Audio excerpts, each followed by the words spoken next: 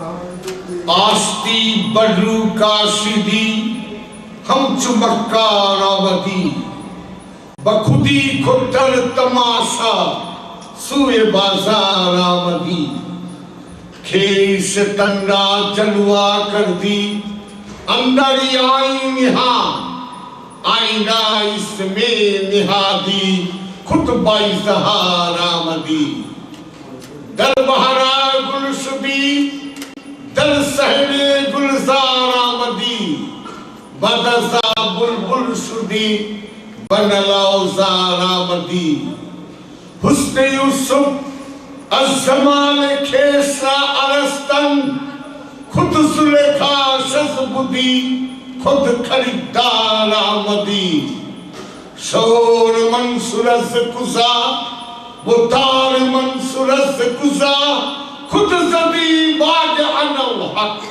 बरसार दार आमदी गुफ्ते कुदूसी फकीरे दर फनाओ दर बका खुतबा खोदा साद बूदी खुद गिरफ्तार आमदी আলাউদ্দিন কালিয়ার সাবেরি আপনার এই জালাল বিশ্বের সবচেয়ে জালালি পীর এই কালামের উসিলায় আমি কয়েকটি কথা বলবার জন্য তৈরি হয়েছে। মানুষ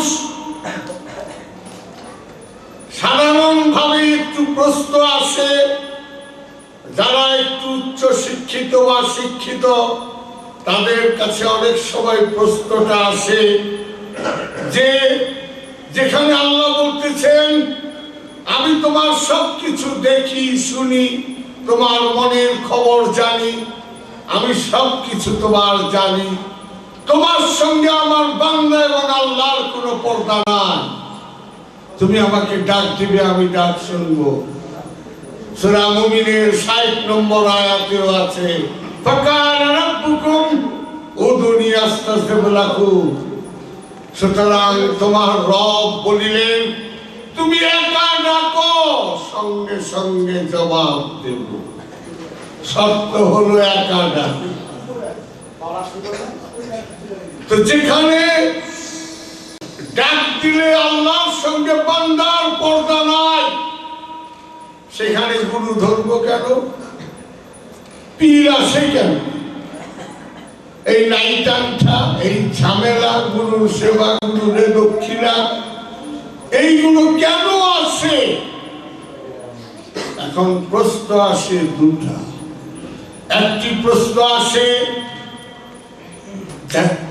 যারা সুফিবাদ মানেন না তাদের যুক্তি হলো গুরুর বা পীরের কোনো প্রয়োজন নাই, সোজা আল্লাহরে ডাক দিবা আল্লাহ। তাদের কথা যদি মৌলবীদের কথা সত্য হয় তাহলে একটি প্রশ্ন আছে যে লক্ষ লক্ষ ওলি গাউস কুতুব আব্দুল আরিফ এরা সবাই এক বাক্যে বলতেছেন গুরু ছাড়া আল্লাহকে পাওয়া অসম্ভব। তারা বলেন যেমন হযরত জুনায়েদ বাগদাদি বলেছেন লা শাইখুন ইবলিস শাই, যার পীর নাই শয়তান তার পীর, গুরু ছাড়া অসম্ভব। এখন প্রশ্ন আসে লক্ষ লক্ষ ওলি গাউস কুতুব আব্দুল আরিফরা বলতেছেন গুরু ছাড়া আল্লাহকে পাওয়া অসম্ভব, আর মৌলবী সাহেবরা বলতেছেন গুরুর প্রয়োজনই নাই। তাহলে মৌলবীদের কথা সত্য হলে ওলিরা 420 হয়ে যায়, আর ওলিদের কথা সত্য হলে মৌলবীরা 420 হয়ে যায়। এখন কে 420 আর কে আসল আমি কেন বলতে যাব? এটা আপনাদের বিবেকের ধাক্কায় আপনারাই বিচার করে নিন। আপনার বিচার করার কোনো ক্ষমতা নাই। কেন নাই? জন্মের আগেই আপনার তকদীর নির্ধারিত। সুফিজমে আপনি আসবেন, আপনার বাপেরও ক্ষমতা নাই যদি জন্মের আগে লেখা না থাকে। দলিল আমি ছোট্ট করে একটু দিচ্ছি। 10টা বোনা সাপ, আমরা ঢাকায় যারা ধরা সাপ করি, 10টা বোনা সাপ আর একটা জাতি সাপ একটা জায়গায় বাম দিয়া মোনা বাইদারা দিয়া বিন বাজান, সঙ্গে সঙ্গে দেখবেন জাতি সাপটা ফোড়া তুলে আসতেছে। আর ওই 10টা বোনা সাপ শ্রেণীতে কিন্তু সাপ, ওরা নাচে না। ওরা কেমনে পালাবে সেই ভঙ্গি ফিকির করে, কিন্তু ওই জাতি সাপটা পাগলের মতো নাচতেছে। আপনি যদি বলেন মোনা বাইদা, ওরা হয়তো কানে শুনতেছে না, তাই ওরা পলাইবার নিচ্ছে। এক কাম করো, একটা বোনা সাপের হাতের মধ্যে ধইরা 10টা বিন বাজাও।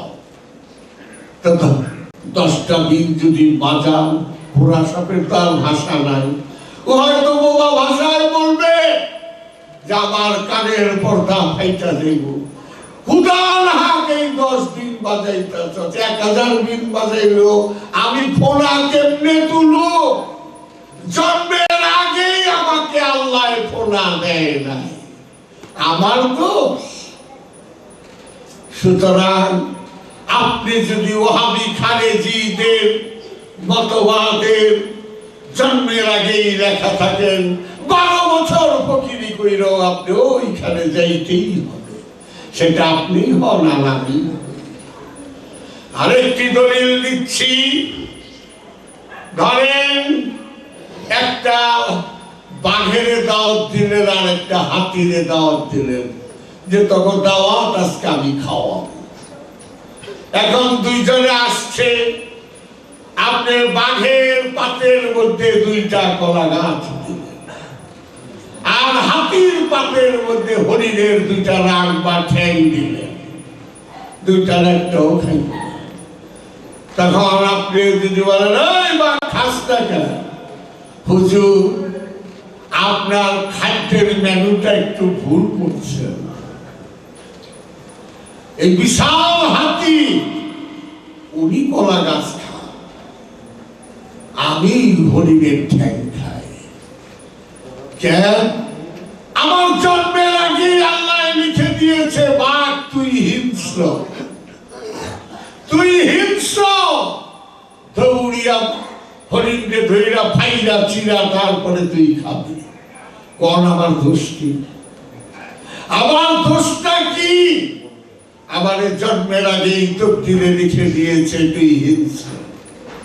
আর এত বড় প্রাণীটা দেখে আমরা 7-8টা বাঘ ছুটটা লড়াই দিলে দৌড়িয়া যাইয়া, সেই হাতি উনারে কলা গাছ দেয়।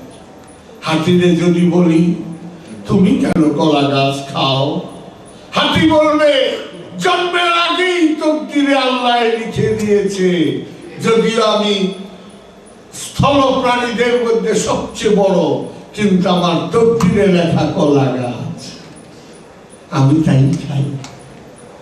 সুতরাং তকদির বদল করা